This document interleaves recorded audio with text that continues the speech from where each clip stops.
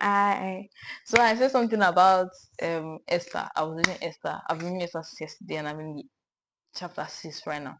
So I was thinking, why not give like a brief extension? Let me just like tell the story of what happened in Esther, because it's actually a very nice story and very funny story.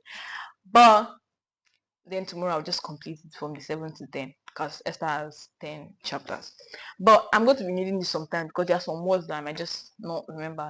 There's some words that I might not just like remember, like just some words anyways. But let me just tell the story. So there's this king, Azirus, and in other version they know him as King Xerxes. And yeah, he reigned for 100. What am I saying? He was reigning for the third year, as at this story that is now. He was waiting for it as at the beginning.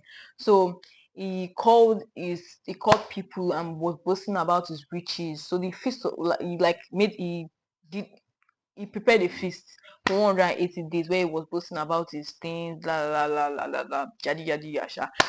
He was so proud and all that. But then after that 180 days had ended, he did another 7 days, and in that 7 days was like everybody drink to their fulfillment, like everybody drink, do whatever you want, blah blah blah blah.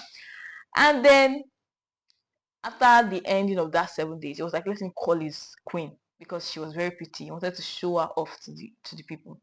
And then she said no. She said no, she was not coming because she didn't want to be objectified. But like, that's not what it said in the Bible, but I'm just saying. But she said no.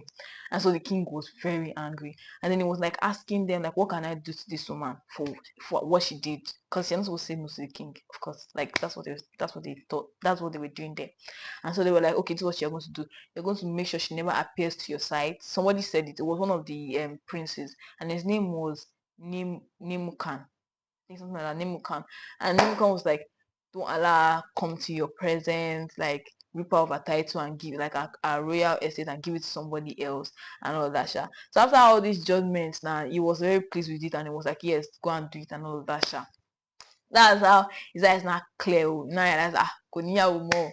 So then I said, okay, let them um look for like virgins for wives and all that sha. So out of all these virgins that they were packing together, that they will put them in charge of Ege or Egai. That's the King Chamberlain that was in charge of women. So now out of these virgins now, there was Esther. Esther's name is Adasa, and her father was Abihail, but she was living with her cousin Mordecai, because he took her in when her parents died and all of that sha. So Mordecai told her, like, don't tell anybody about your background, because they were Jews and they got captured during the times of Nebuchadnezzar of Babylon, when he captured their king Jeconiah. So that's how Esther now came in. Esther was humble, nice, and all that. She won favor in the eyes of Agai. His name was like two in different versions, but he won favor. She won favor in his sight, so he was like giving her everything, like things that were meant for the rest of the virgins too, like things that the rest of the virgin can use. They would just give her lots of things, like not as if they were not taking care of the rest of the virgin, no, but like they were just giving her more attention. He even gave her 7 maidens from the palace to just take care of her and all that sha. And when she wanted to even go to the king after 12 months of preparation, apparently this is the 12 months of purification. Oil marriage for the first 6 months, and then scent and all those things for the second 6 months. And so now, she was they now wanted to like give her many things to when she was going, but she was like, no, she just want to take all the things that she need for her personal self, like when she's going. So she went there on the 10th month, which is Nebet. Yeah. So she went there on the 10th month now. When the kings, so when like they were coming one after the other, and they would go to the other chamberlain, and the king chamberlain that was in charge of those concubines or people that had left the king or something like that. His name is Sha'asan, Sha'asan or whatever. But anyway, so when the king saw Esther, and the king was like delighted in Esther, and like he liked her, and then he was like, okay, she should be my queen and everything. So she became queen in placement of Vashti, and Vashti was the old queen, the one that said no. So now, as Esther was there now, Mordecai is come like every time to the gate and sit and all of that. So one time Mordecai was not hearing when two of these King Chamberlain were talking about how they want to lay their hands on the king, I think to kill him or something, I don't know. But they were planning to lay hands. That was the sentence that was like, lay hands on the king. And so the name of the two of them was Bigtan and Teresh. So Mordecai went to tell Esther, and Esther told the king. But I think she said Mordecai because in the future, Mordecai name will come up. So as Esther now said this thing now, they now investigated. They now found out that it was true. So those two were hanged on the tree.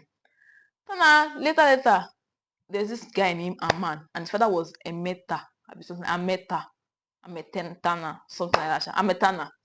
So his father, he was promoted rather above all the other princes. I thought princes were the children of the king, but this apparently this was like like a presidential thing, president and governors. So they were like governors. That's what the prince was about. So like these princes now, this particular prince Aman was promoted above all priests. So they're not like prince. So they're not like, oh, anybody that see him should bow to him. That was what the king said, King Ahasuerus. So but Mordecai did not bow. So people were not coming to me like, why bow to this guy? Bow to this guy. I was like, he was not going to bow, that he was a Jew and all that. So they went to go and tell Aman. Aman was not angry. Now, you know the part that shocked me? Aman didn't even plan to just only attack Mordecai. It was like he wanted to attack Mordecai and the other Jews. I don't know how somebody can be that wicked. Like, just focus. I'm not saying that you should revenge you, but like focus on the person that do you the wrong. Like, say no, you want to attack the old Jew. So that's how. So there's this thing that they used to do. They used to pull lots. They used to like cast pour. They used to call it lots, month by month by month. So I think the thing stopped at that. There was the first month, but then I think the thing ended at the 12th month, and that was the other. I've forgotten the first month. First month is Nissan. So at that first month now, Aman went to go and meet the king. That there are these people that don't follow the king's teachings, they don't follow the king's law, they have their own law and everything, that the king should give him the permission to kill those people. And you know the funny part, he also offered to give 10,000 talent of silver. Like, he was so determined to like kill all the Jews. Like, I don't know how somebody can be that wicked. It's crazy to me. But then the king was like, no, there's no need for him to do that. I think the king now removed his seal or his ring. I think the ring was supposed to be a seal. And then so he went to go and write this scribe of how they should print it in different languages, that on the 13th of December, sorry, 12 months. That's Ada. That they should kill all the Jews. Oh. They were not posting it everywhere in different language. So every Jew that was seeing it, they were like in dismay, they were in distress and all of that. So Mordecai now rent out his own clothes and wore sackcloth and came to the king's gates every day crying and like, but people that are wearing sackcloth cannot come in. So when people went to go and tell Esther what was happening, like the maid didn't go and tell Esther, Esther was not like, okay, give him clothes so he can come in. That's how Mordecai said he's not wearing the clothes too. That's it. They now send the guy back. I've forgotten his name. They just send attack. They sent attack back to Mordecai and told me to tell. So Mordecai and told him everything, what has happened, do that. They said they're going to kill them, blah, blah, blah. So Esther now went back to Esther. Esther said, you know that the king has not summoned that. Anybody that goes to the king without being summoned will be killed. Unless if the king brings out his golden scepter or something. I'll put the spelling here. Scepter. Let's bring out his golden scepter. So the Etana went back to Mordecai. Mordecai was like, so you think that if they kill everybody, it's only you that will be saved. Not only will you not be saved, because they will find help in that place, but they will also destroy our father's land and all of that. So that's how Etana said, okay, let's pray, let's fast and pray for 3 days and 3 nights. Tell the old Jews they should fast for 3 days and 3 nights, dry fasting. And she and her maidens too will fast.